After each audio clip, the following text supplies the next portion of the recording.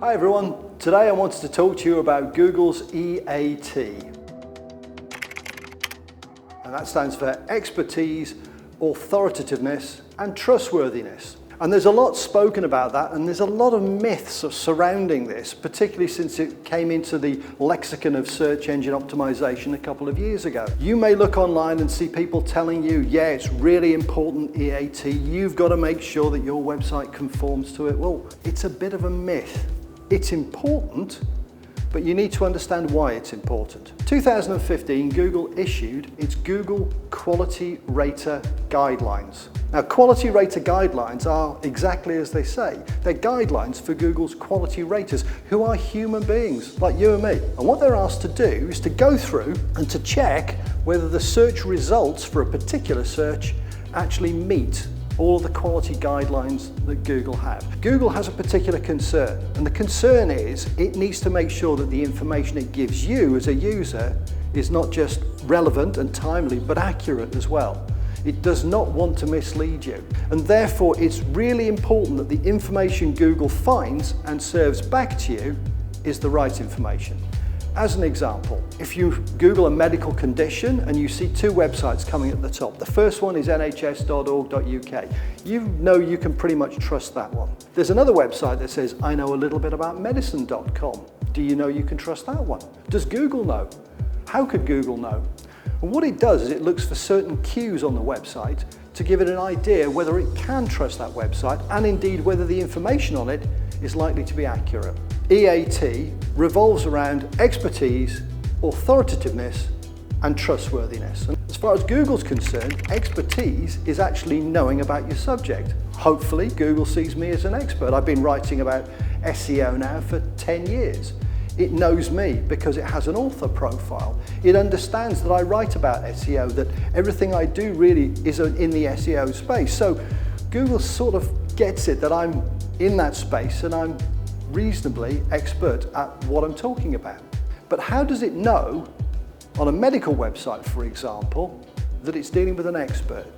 Well, what it looks for a profile, it looks for a photograph, it looks for a biography, it looks for qualifications. Are they a doctor? Do they have a PhD? Have they authored papers? Can you reference anything else that they've done? It's looking for expertise. And on your website, if it's important, you should make sure that Google understands that you as the author are an expert.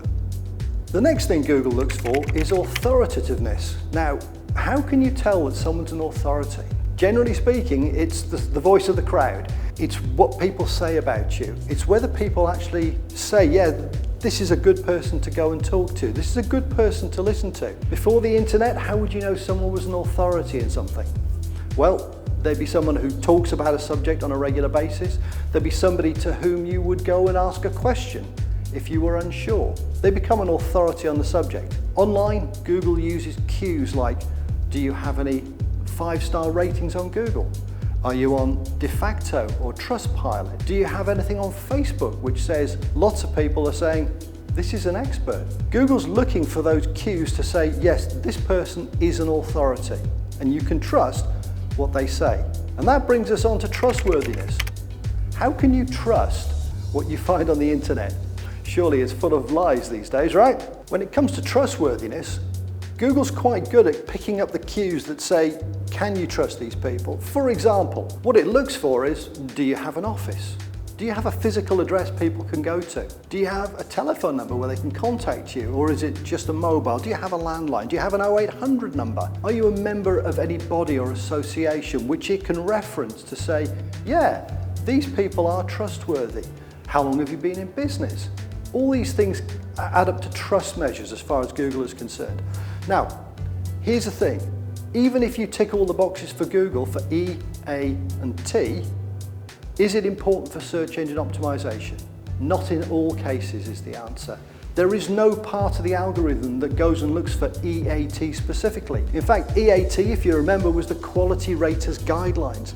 All it is saying to the quality raters, go and have a look for these things in the search results when they're returned. And the reason for this is the algorithm is already doing it.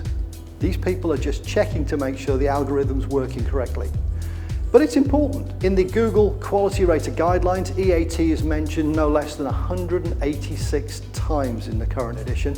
So we know that there's an importance in there, but that importance is already reflected in the way the algorithm does its work. So EAT in its own right is not a ranking factor, but by getting those factors right, you will automatically improve your chances of ranking. So focus on making sure that if you are an expert in your field, if you're an authority, and if people can trust you, that you've got those elements on your website. Really important to nail those down, and they're fairly straightforward. You can do that. Thanks for watching.